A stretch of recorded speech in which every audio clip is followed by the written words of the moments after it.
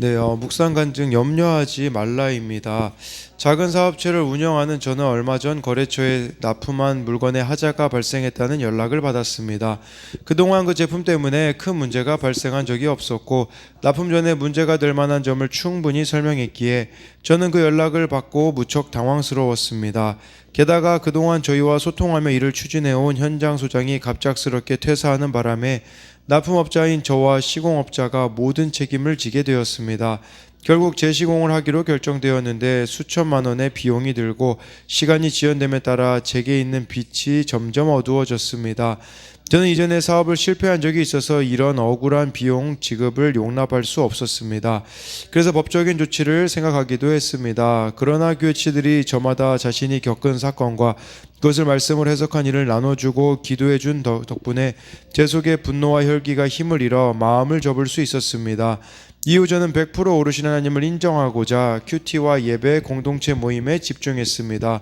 그러다 보니 매일 돈에 대한 염려와 거래처가 떠날 수 있다는 두려움으로 평안함을 누리지 못하는 제 모습을 보게 되었습니다. 그리고 구속사의 말씀을 듣고 공동체의 삶을 나누며 저도 하나님과 재물을 겸하여 섬기는 저의 죄를 회개할 수 있었습니다. 사탄은 늘 저를 불안과 공포로 몰아넣고 제가 낙심하여 말씀과 공동체에서 떨어져 나가기를 기다립니다. 하지만 하나님은 제게 교회 소그룹 브리더와 중등부 교사의 직분을 맡겨주심으로써 먼저 그의 나라와 그의 의를 구하도록 이끄십니다.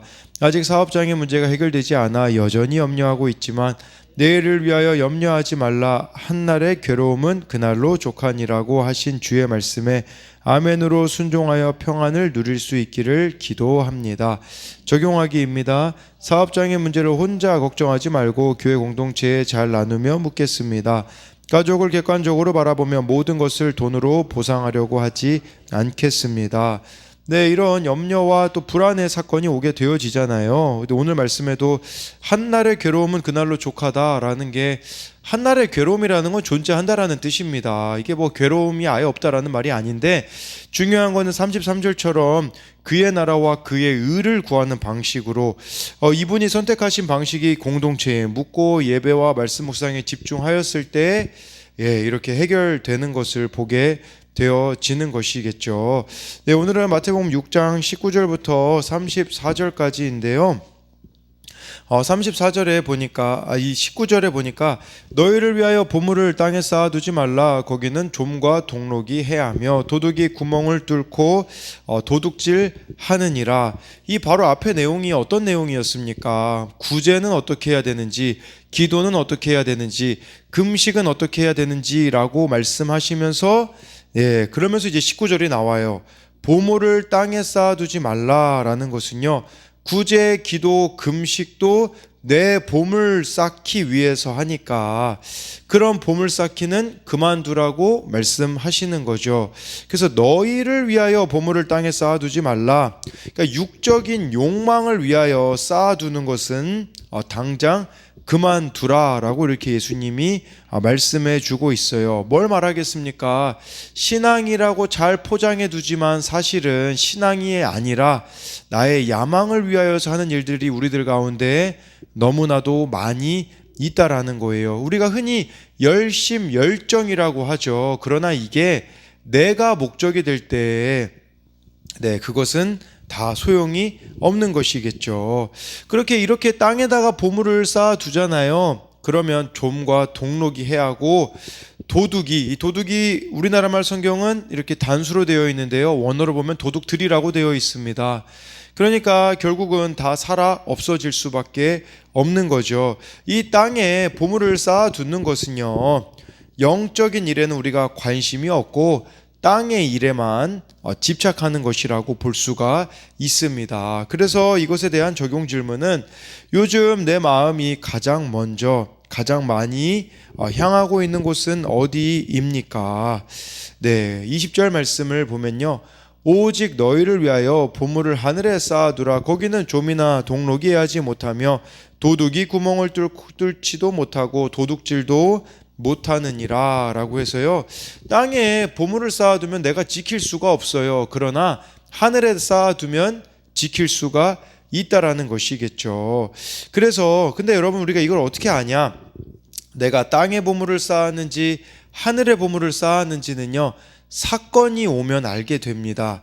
그 사건 때문에 내가 쌓았던 것이 가짜라는 것을 안다면 좋은 것이겠죠. 하늘의 보물을 쌓기 위해서 필요한 것은 무엇이냐면 이 땅에서 무너지는 사건, 무너지는 일이 필요합니다. 그래야 내가 지금까지 무엇을 위해 살아왔는지를 볼 수 있기 때문이라는 거죠. 그렇다면 보물을 하늘에 쌓아두는 것은 무엇이겠습니까? 이 보물의 주인이 누구인지 알고 주인이 원하는 대로 하는 것입니다. 즉 하나님의 명령인 말씀에 순종하는 것이 바로 보물을 하나님께 쌓아두는 것이죠. 그렇기 때문에 이 세상을 하나님의 방법으로 살아가는 것, 또 구원을 위해서 살아가면요, 이것은 절대로 잃지 않는다는 사실입니다. 네, 그래서 20절에 대하여서도 적용 질문으로는 나는 하늘에 어떤 보물을 쌓고 있습니까? 한번 생각해 봐야 되는 건 그거죠. 이 땅에서 내가 가지고 있는 재물, 시간을 하나님을 위해서 사용하는 것, 더 구체적으로 영혼 구원을 위해서 사용하는 것만이 영원히 남지 않겠습니까?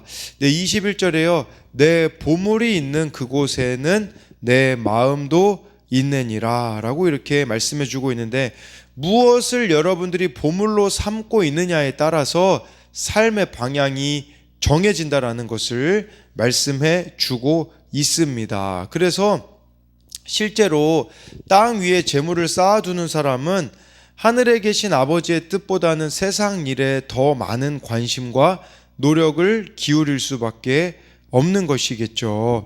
22절, 23절로 넘어가면요, 눈은 몸에 21절도 적용 질문도 제가 있는데 넘어갔네요.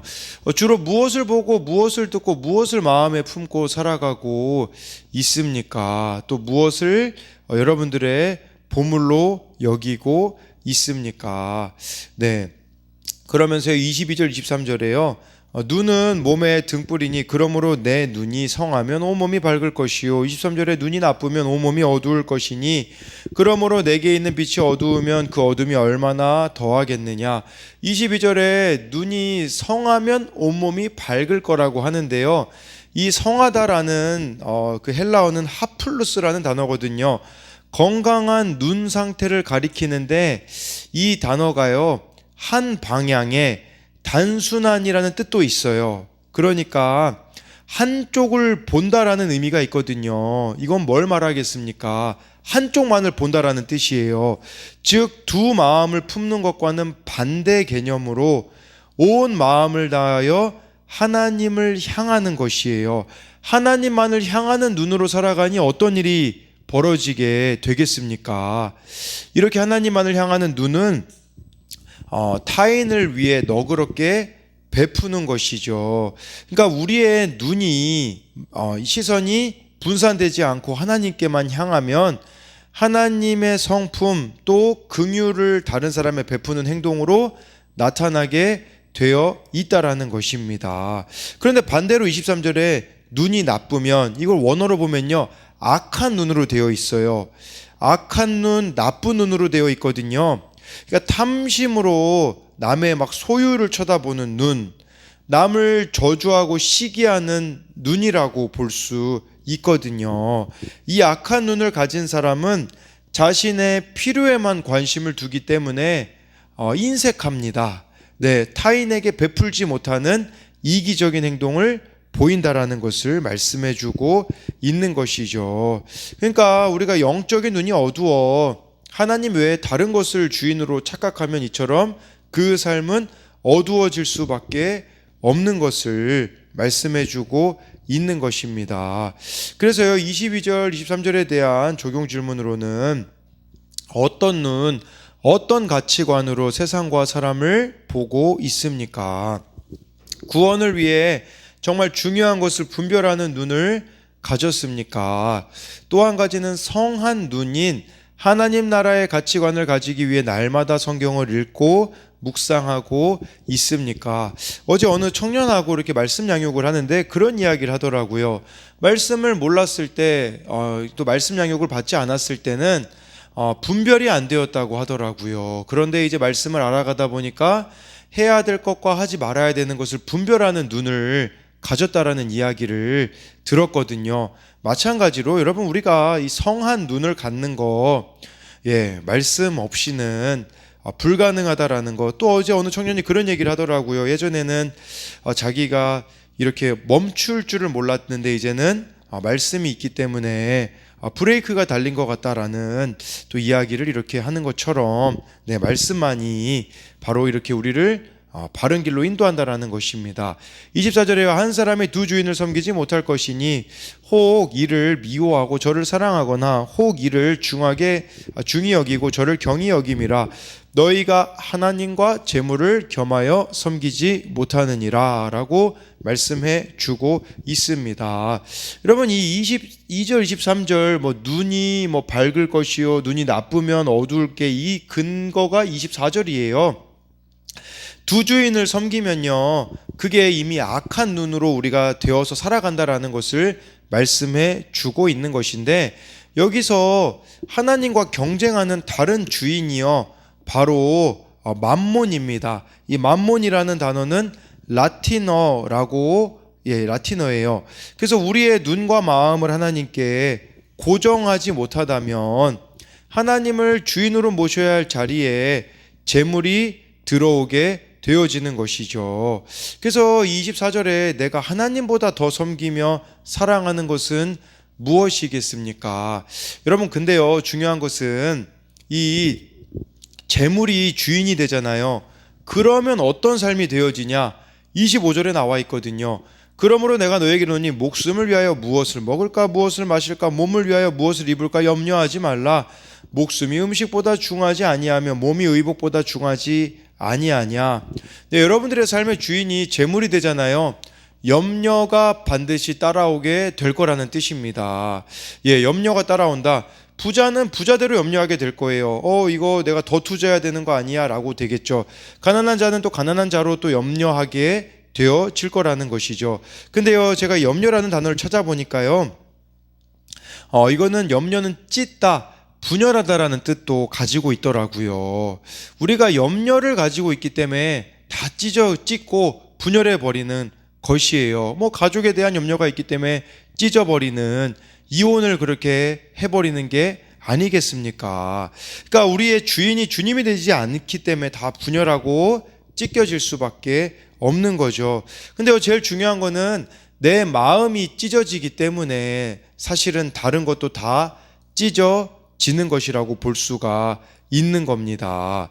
그래서 제가 보니까 어느 김양재 목사님 책에 보니까 한 통계에 의하면요, 걱정의 40%는요 실제로 일어나지 않는 일이고요, 걱정의 30%는 이미 일어난 일인 거고요, 22%는 사소한 고민이고 4%는 우리 힘으로 어쩔 수 없는 것이고요, 나머지 4%만이 우리가 바꿔놓을 수 있는 일에 관한 것이라고 해요. 무슨 말이냐면 이 4%, 이거 우리가 염려해도 걱정해도 우리가 바꿀 수 있는 거는 4%밖에 없다라는데, 우리는 쓸데없는 염려와 걱정을 참 많이 한다라는 것이겠죠. 이 25절에 대한 적용 질문으로는 어떤 염려가 있습니까? 몸을 살리는 염려가 아닌 영을 살리는 염려로 살아가고 있습니까? 이 염려, 몸을 살리는 염려는 그냥 내가 이 세상에서 잘 먹고 잘 사는 것에 대한 염려겠죠. 영을 살리는 염려라는 것은, 제가 떠오르는 것은 바울이 늘 교회를 위하여서 마음에 눌리는 염려를 가지고 살았다라고 하잖아요. 마찬가지로 살리는 염려인지, 하나님을 위한 것이겠죠, 아니면은 그냥 나를 위한 몸을 살리는 염려인지를 보라는 것이에요. 26절에 공중에 새를 보라, 심지도 않고 거두지도 않고 창고에 모아 들이지도 아니하되 너희 하늘 아버지께서 기르시나니 너희는 이것들보다 귀하지 아니하냐. 새를 보라는 거예요. 새를 보면 심지도 않고 거두지도 않고 창고에 들이지도 않는데, 하나님은 신실하게 이렇게 새를 길러 가시는데 하물며 너희들은 이것들보다 귀하지 않냐고 물으시는 거죠. 이미 예수님을 십자가에서 이렇게 죽게 하실 만큼 하나님이 아들을 주셨는데 우리가 귀하지 않겠습니까? 27절에 너희 중에 누가 염려함으로 그 키를 한 자라도 더할 수 있겠느냐라고 해서요. 네, 키라는 단어를 키라는 의미도 있고요. 이제 수명이 연장되는 의미도 있더라고요. 근데 이 키라는 그 규격이 어느 정도 되냐면, 길이가 그 팔꿈치부터 손끝까지의 길이를 말하더라고요. 그래서 누가 염려함으로 키를 한 자라도 더할 수 있느냐라는 말은 쉽게 말하자면 키가 한 45cm 더할 수 있겠느냐 이런 의미거든요. 세번역 성경에서는요. 수명을 한순간인들이라고 번역을 했고 ESV 영어 성경은 삶의 길이를 1시간이라도 더할 수 있느냐라는 것으로 번역을 했는 거죠. 염려한다고 해서 우리가 인생의 길이가 늘어나겠습니까? 키가 커지겠습니까? 그래서 염려할 필요가 없다라는 것이죠. 그러면서 28절부터 29절은 다 읽어드리진 않겠지만 네, 백합화를 보라는 것이죠. 다 하나님이 키우시는 것을 말씀해 주는 것이겠죠. 그리고 네, 30절에 오늘 있다가 내일 아궁에 던져지는 들풀도 하나님이 입히시는데 너희는 왜 입히지 않으시겠느냐라는 것이겠죠. 그러면서 31절 32절에 그러므로 염려하여 이르기를 무엇을 먹을까 무엇을 마실까 무엇을 입을까 하지 말라. 이는 다 이방인들이 구하는 것이라 너희 하늘 아버지께서 이 모든 것이 너희에게 있어야 할 줄을 아시느니라. 이방인들은요, 세상 사람들은 무엇을 입을까 먹을까 마실까 하며 네, 이렇게 육신의 쾌락과 행복을 세상의 행복을 추구하는 것이죠. 그러나 예수님의 제자인 우리들은 네, 이런 것들은 하나님이 다 필요한 것을 아시기 때문에 우리가 집중해야 되는 것은 하나님의 나라, 하나님의 의를 구하는 것이라고 하고 있습니다. 우리가 왜 염려하지 말아야 될까요? 32절에 나와 있잖아요. 너희 하늘 아버지께서 아니 하나님이 우리 아버지인데 우리가 뭘 걱정을 합니까? 그냥 아버지를 믿기만 하면 되는 것이죠. 그래서 이것에 대해서도 또 우리가 적용해 볼 수 있는 것은 지금 나에게는 가장 큰 염려가 무엇입니까? 하나님이 이 모든 것을 아시는 줄 믿습니까? 33절에요. 네, 여기 33절에 네, 여기에는 제가 PPT에는 이게 쓰지 못했네요. 그런즉 너희는 먼저 그의 나라와 그의 의를 구하라. 그리하면 이 모든 것을 너희에게 더하시리라라고 말씀해 주고 있어요. 먼저 그의 나라, 하나님의 나라, 하나님의 의, 그의 의가 무엇이겠습니까? 하나님과의 관계를 구하라는 말이에요. 하나님을 우선순위로 두고 살아가면 모든 것을 다 더해 주시겠다라는 거겠죠. 그러니까 우리들에게도 막 힘든 사건들이 오잖아요. 근데 막 세상 방법으로 해결하려고 이것도 해보고 저것도 해보고 그게 아니라 그런다고 문제가 해결되겠습니까? 잠잠히 말씀 묵상하고 그 문제를 해결해 주시는 해석해 주시는 주의 말씀을 들을 때에 우리 마음의 염려가 사라진다라는 것입니다. 그래서요, 이 33절에 대한 적용 질문은 나의 게으름과 변명을 버리고 말씀 묵상과 예배 시간을 드릴 때 필요한 것을 채우시는 주님을 신뢰하나요? 오늘 내가 하나님 나라와 의를 구하고자 구체적으로 적용할 일은 무엇이 있습니까? 네, 34절 보면요. 그러므로 내일 일을 위하여 염려하지 말라. 내일 일은 내일이 염려할 것이요 한날의 괴로움은 그날로 족하니라. 네, 내일 일 염려할 필요가 없다라는 것을 말씀해 주고 있어요. 한날의 괴로움은 그날로 족하다라는 것은 여러분 우리 인생에 하루의 괴로움이 없는 게 아니라는 말이에요. 우리 가운데 한날의 괴로움이 있죠. 근데 중요한 것은 이 한날의 괴로움을 어떻게 가지고 가느냐라는 거예요. 33절처럼 먼저 그의 나라와 그의 의를 구하는 것으로 가져가게 되어지면 그날로 끝나버리거든요. 근데 이것을 내가 세상 방식으로 해결하려게 되면 내일까지 연장된다라는 것을 말씀해 주고 있다라는 것이에요. 그렇기에 이 34절에는 나에게는 한날의 괴로움이 무엇이 있습니까? 그 괴로움을 하나님과 지체들에게 나누며 날마다 다 해결하고 있습니까? 네, 제가 어제 어느 설교를 듣는데 그런 내용이 나오더라고요.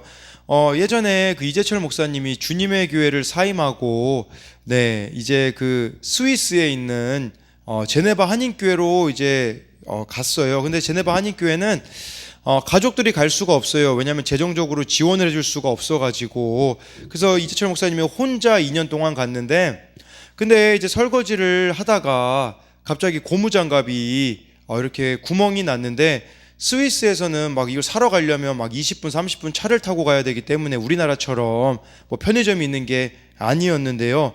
저녁에 설거지하다가 고무장갑이 떨어졌는데 다음날 아침에 고무장갑이 소포로 왔다고 해요. 근데 누가 보냈는가 보니까 미국에 있던 그 주님의 교회 성도였던 분이 이제 미국으로 갔는데 하나님이 강권적으로 고무장갑을 보내라고 했대요. 근데 이게 말이 안 되잖아요. 자기 교회 담임 목사님이었던 분에게 고무장갑을 보내는 게 얼마나 신뢰일 수도 있잖아요. 근데 중요한 것은 그분이 미국에서 사시는데 고무장갑을 일주일 전에 보냈다라는 거죠. 일주일 전에 보냈는데 이재철 목사님 고무장갑 떨어진 그 다음날 왔다라는 것을 보면서 얼마나 섬세하게 하나님께서 인도하시는 것을 보게 되었다고 하더라고요. 우리도 그렇지 않겠습니까? 오늘 정말 주님 말씀대로 순종하며 살아가는데 왜 하나님께서 우리들을 책임져 주시지 않겠습니까? 그렇기에 33절처럼 먼저 그의 나라와 그의 의를 구할 때 모든 것을 더하시는, 정말 오늘 주시는 이 말씀에 십자가 지는 적용을 하고 순종하며 나아갈 때에 하나님께서는 반드시 우리를 바른 길로, 또한 모든 것을 더하시는 길로 인도해 주시는 것을 믿는 저와 여러분들이 되었으면 좋겠습니다.